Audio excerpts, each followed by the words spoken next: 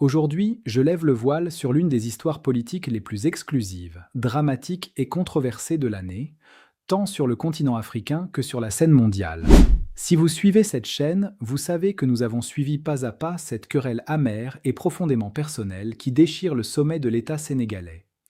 Nous avons observé l'ascension fulgurante d'Ousmane Sonko. Nous avons vu Bassirou Diomaye Faye accéder à la présidence. Nous nous souvenons tous du traumatisme partagé de l'ère Macky Sall, les répressions, les prisonniers politiques, les larmes.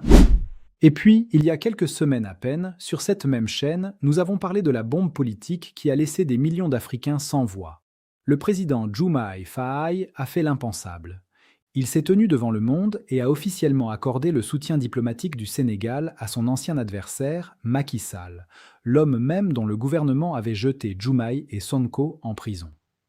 L'ancien chef d'État tenait soudain le ticket d'or remis par ses anciennes victimes pour briguer le plus haut poste diplomatique de la planète, celui de secrétaire général des Nations Unies. Cela ressemblait à un film, cela ressemblait au compromis politique ultime. Macky Sall a fait ses valises, a mené sa campagne à l'échelle mondiale et s'est préparé à revendiquer sa couronne. Mais devinez quoi? Ce rêve vient de se heurter à la réalité. Derrière les portes closes du siège des Nations Unies à New York, le Conseil de sécurité a organisé, dans un secret absolu, son tout premier scrutin exploratoire. Ce vote de l'ombre où les nations les plus puissantes du monde indiquent en silence s'ils encouragent un candidat, le découragent ou s'abstiennent d'opinion. Les résultats étaient censés rester secrets. Ils ont fuité en quelques heures, et le verdict pour Macky Sall est dévastateur.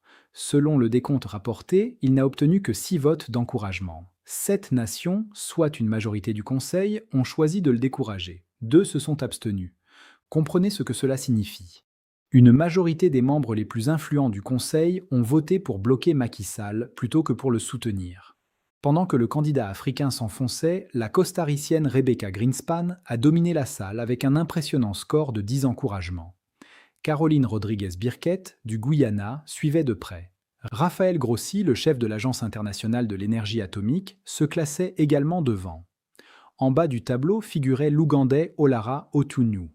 Ce revers spectaculaire oblige à affronter la question fondamentale au cœur de cette affaire. Un dirigeant accusé par beaucoup d'avoir sapé la démocratie et présidé à des répressions meurtrières chez lui peut-il être digne de confiance pour protéger la paix et les droits humains pour le monde entier? Nous allons voir cela ensemble. Bonjour à toutes et à tous, que vous nous regardiez depuis le continent africain, les Caraïbes, la diaspora ou partout ailleurs dans le monde, bienvenue sur cette chaîne où nous couvrons l'Afrique avec les faits d'abord. Nous vérifions les sources et privilégions l'analyse à l'émotion. Ici, nous ne mettons rien sous le tapis, nous ne restons pas en retrait. Nous vous proposons des histoires africaines sans filtre. Et c'est exactement le genre d'analyse qui vous parle. Alors si ce n'est pas déjà fait, abonnez-vous et activez la cloche des notifications. Lorsque nous avons couvert le soutien du Sénégal à cette candidature, je vous ai fait une promesse. Je vous ai dit que les scrutins exploratoires arrivaient et que cette chaîne suivrait chaque bulletin avec vous. Le premier vote a eu lieu. C'est l'épisode que vous attendiez. Pour comprendre à quel point la situation est grave pour Macky Sall, regardez directement le tableau des résultats du scrutin exploratoire à huis clos du Conseil de sécurité qui s'est tenu le jeudi 30 juillet 2026. Voici comment fonctionne cette élection de l'ombre. Ce n'est pas un vote public. Les 15 membres du Conseil, les 5 puissances permanentes, États-Unis, Royaume-Uni, France, Chine et Russie, plus 10 membres élus, dont cette année 3 sièges africains, République démocratique du Congo, Libéria et Somalie, évaluent chaque candidat sur des bulletins secrets. Chaque État membre attribue à chaque candidat une mention parmi 3 options, encourage, décourage ou sans opinion. Le président du Conseil pour le mois de juillet, l'ambassadeur de la RDC, a annoncé que le scrutin avait eu lieu mais a refusé de donner un seul résultat, affirmant que le Conseil voulait éviter les spéculations. Les diplomates avaient d'autres plans. En quelques heures, les chiffres étaient entre les mains de la presse internationale. Je tiens à ce que vous notiez la configuration de la salle, car elle est cruciale. Les 10 membres élus de cette année sont la Colombie, la RDC, le Danemark, la Grèce, la Lettonie, le Libéria, le Pakistan, le Panama, la Somalie et la Sierra Leone, siégeant aux côtés des 5 permanents. Lorsque le président du Conseil a déclaré aux journalistes que les résultats resteraient confidentiels pour protéger le processus, la presse a souligné la contradiction évidente: comment prêcher la transparence tout en votant dans le noir pour le poste le plus important du monde? Il n'a pas eu de réponse claire. Et dans l'heure, l'obscurité a fuité. Voici les résultats. En tête, Rebecca Greenspan du Costa Rica avec 10 encouragements, un seul découragement et 4 sans opinion. Derrière elle, Caroline Rodriguez Birquet du Guyana avec 9 encouragements et 2 découragements. Puis Rafael Grossi d'Argentine avec 7 encouragements. Ces chiffres de tête sont confirmés par plusieurs sources diplomatiques et par Reuters. Le candidat Macky Sall du Sénégal, 6 encouragements, 7 découragements et 2 sans opinion. En bas du tableau, Olara Otunu d'Ouganda, un vétéran de l'ONU entré dans la course à la dernière minute, avec seulement 2 encouragements. Pour être juste envers Otunu, cet homme d'État porte une expérience authentique et de longues années au service des Nations Unies. Sa candidature est simplement arrivée trop tard et avec trop peu de soutien politique. Le problème du continent n'a jamais été un manque de candidats, mais un manque d'unité derrière l'un d'entre eux. Les scores pour Michelle Bachelet du Chili et Maria Fernanda Espinosa de l'Équateur n'ont pas été aussi largement rapportés. Donc je ne les inventerai pas. Ce n'est pas comme ça que cette chaîne fonctionne. Maintenant, gardez en tête le score de Sall. 6 pour, 7 contre. Pour remporter ce poste, un candidat a besoin d'un minimum de 9 votes d'encouragement et d'aucun veto de la part des 5 permanents. Macky Sall est non seulement loin des 9, mais il est en dessous d'une majorité simple. 7 se sont fermés sur lui en une seule matinée. Et voici le détail mécanique qui transforme ce revers en une épée de Damoclès suspendue au-dessus de sa campagne. Lors de ses premiers tours, les 15 bulletins sont identiques. Personne ne peut donc savoir si l'un de ces 7 découragements provient d'un membre permanent doté du droit de veto. Mais dans les semaines à venir, le Conseil passera à des bulletins de couleurs différentes, une couleur pour les 5 permanents, une autre pour les 10 élus. À partir de ce moment, un décourage sur un bulletin P5 est un signal de veto, ce qui signifie la fin automatique d'une candidature. Mon analyse honnête, clairement identifiée comme telle, est la suivante. Avec 7 membres sur 15 qui le découragent, les chances qu'au moins un de ces votes provienne d'une puissance permanente sont inconfortablement élevées. Cela ne peut pas être prouvé à ce stade, mais les tours suivants avec les bulletins de couleur le prouveront. C'est le rendez-vous que la campagne de Macky Sall redoute. Mais je dois aussi vous donner la mécanique complète, car cette chaîne rapporte l'intégralité du règlement, pas seulement le drame. Ce scrutin exploratoire est informel, non contraignant. Il ne décide de rien par lui-même. Plusieurs autres tours sont prévus avant que le Conseil ne se mette d'accord sur un candidat plus tard dans l'année. Ce n'est qu'à ce moment-là que le non-gagnant sera soumis à l'Assemblée générale des 193 membres pour une nomination formelle. Le nouveau secrétaire général doit entrer en fonction le 1er janvier 2027. Un diplomate a d'ailleurs décrit ce premier tour comme ne montrant aucun consensus sur aucun candidat. Chaque prétendant, même la favorite, a reçu au moins un vote de découragement. Un homme blessé n'est pas mort. Mais avec 6 encouragements et 7 découragements, il n'est pas sain et sauf non plus. Avant d'aller plus loin, permettez-moi une petite parenthèse. Il est important de souligner que si cette analyse vous apporte quelque chose que vous ne trouvez pas ailleurs, prenez 2 secondes. Abonnez-vous à la chaîne et activez la cloche. Vos réactions nous aident à savoir ce que vous voulez voir et nous permettent de continuer à creuser pour vous. Alors, pourquoi cela s'est-il produit? Pourquoi un homme autrefois célébré comme un homme d'État stable de l'Afrique de l'Ouest a-t-il vu cette porte se fermer à New York?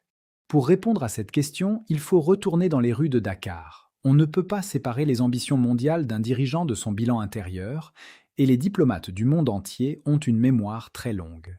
Durant les dernières années de sa présidence, de 2021 à 2023, le Sénégal, longtemps considéré comme un phare de la démocratie en Afrique, s'est fracturé. L'État a déchaîné une répression violente contre les manifestants de l'opposition, en grande partie des jeunes partisans d'Ousmane Sonko et de Bassirou Diomaye Faye. Selon les chiffres d'Amnesty International, plus de 65 personnes ont été tuées. Les autorités sénégalaises et les mouvements locaux avancent un chiffre plus élevé, de 80 à 86 morts, un chiffre que le parti au pouvoir, PASTEF, cite encore aujourd'hui. Des milliers de dissidents politiques ont été arrêtés. Puis est venu le geste qui a choqué le monde, la tentative de Sall de reporter l'élection présidentielle de 2024, qualifiée par plusieurs analystes et observateurs de coup d'État constitutionnel. Les institutions indépendantes du Sénégal ont tenu bon, l'élection a eu lieu et les hommes que le gouvernement de Sall avait emprisonnés sont passés de leurs cellules à la présidence en quelques semaines. Mais les dommages causés à la réputation de Sall en tant que champion de la démocratie étaient permanents. Oui, le président Diomaye Faye lui a accordé le soutien officiel de l'État le mois dernier. Nous avons consacré un épisode entier à ce revirement spectaculaire et à la logique pragmatique qui le sous-tend. Projeter l'unité nationale, transformer une rivalité domestique en un jeu mondial. Mais à l'intérieur du Sénégal, le passé n'est pas réglé, Pastef n'a pas oublié. Le parti tient toujours Macky Sall pour politiquement responsable de ses morts et les collectifs de victimes réclament toujours justice. Des dossiers, des audits, des enquêtes judiciaires. Tout cela reste ouvert. Je me souviens de ce qui se cachait derrière la candidature de Sall au moment de ce vote, car cela rend le chiffre plus clair.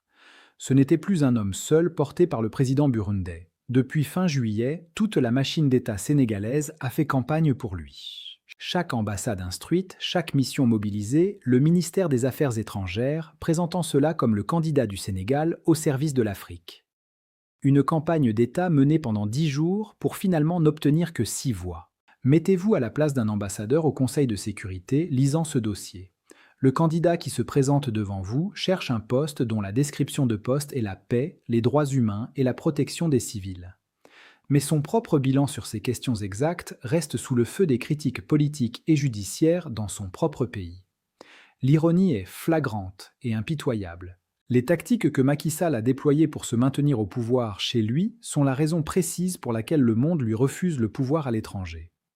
Les fantômes de Dakar ne sont pas restés à Dakar. Ils sont entrés dans cette salle de vote, se sont assis parmi les bulletins et ont voté.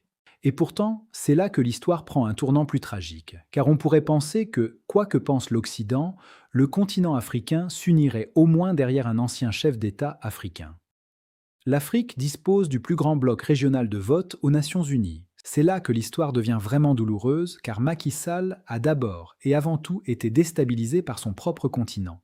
Rappelez-vous comment cette candidature est née. Nous l'avons documentée sur cette chaîne. Elle n'a pas été lancée par le Sénégal. Elle n'a pas été lancée par l'Union africaine.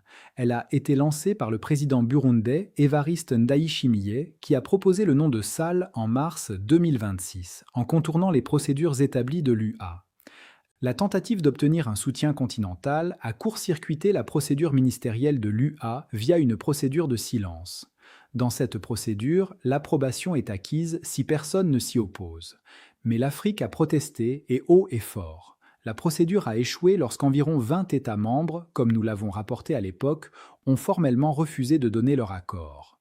Parmi les pays objecteurs figuraient des poids lourds du continent comme le Nigeria, l'Afrique du Sud et l'Algérie. Et surtout, le plus dévastateur de tous, le Sénégal lui-même. Le gouvernement sénégalais avait alors écrit qu'il n'avait à aucun stade initié, approuvé ou promu cette candidature. La note de son propre pays figurait dans cette pile d'objections. Dakar n'a fait marche arrière que le mois dernier, mais les autres objecteurs ne l'ont jamais fait. Carlos Lopez, professeur et ancien haut fonctionnaire de l'ONU, a résumé la situation ainsi. Le soutien officiel finalement apporté par le président Diomaye Faye est venu un peu tard et n'a pas pu rétablir une cohérence institutionnelle. Le Sénégal reste profondément divisé sur l'héritage de Macky Sall. Comprenez pourquoi cette fracture a tout décidé à New York. Le Conseil de sécurité s'appuie fortement sur le consensus régional.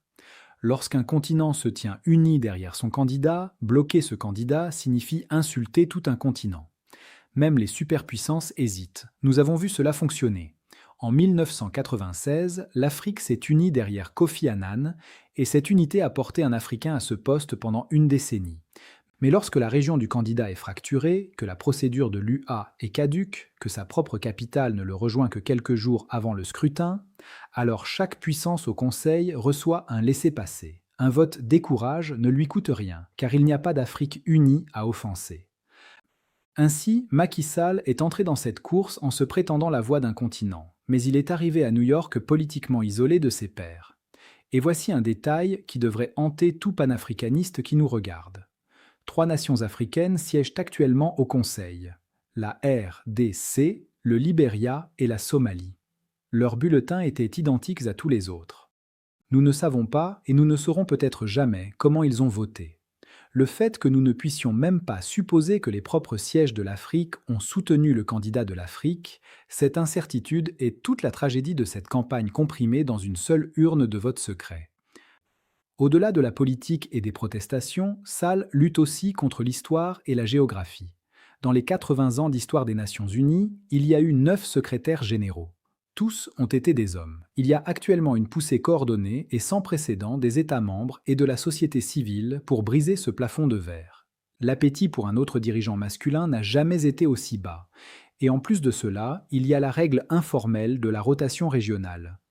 L'Afrique a eu son tour avec Kofi Annan et Boutros Boutros-Ghali. Le titulaire actuel, Antonio Guterres, est d'Europe occidentale. Par consensus tacite, c'est au tour du groupe de l'Amérique latine et des Caraïbes, qui n'a jamais occupé ce poste. Pas une fois en 80 décennies. C'est pourquoi 5 des 7 candidats déclarés viennent de cette région. Et c'est le vent qui gonfle les voiles des 2 femmes en tête du classement.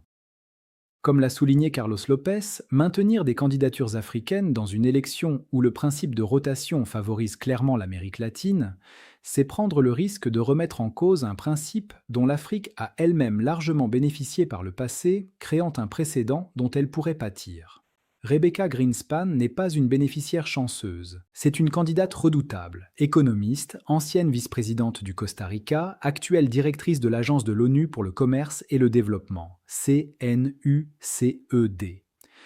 Pour marquer sa volonté d'éthique, elle a pris un congé de son poste pour éviter tout conflit d'intérêts. Elle est une initiée consommée de l'institution qu'elle cherche à diriger et elle porte l'histoire dans son propre récit. Née de parents juifs ayant survécu à l'Holocauste, elle serait à la fois la première femme et la première personne juive à occuper ce poste. À côté d'elle, Caroline Rodrigues-Birkett du Guyana, une ancienne ministre des Affaires étrangères, a récolté 9 votes d'encouragement lors du premier scrutin. Et notez bien, lors du deuxième scrutin exploratoire, tenu le 21 août 2026, soit hier, elle a pris la tête avec 8 encouragements, tandis que Greenspan et Grossi sont revenus à 7. Macky Sall, lui, est resté figé à 6 encouragements et 7 découragements. Comparez ces profils à une candidature qui porte des blessures ouvertes, des audits ouverts et des soutiens ouvertement fracturés, et vous comprendrez pourquoi la salle a voté comme elle l'a fait.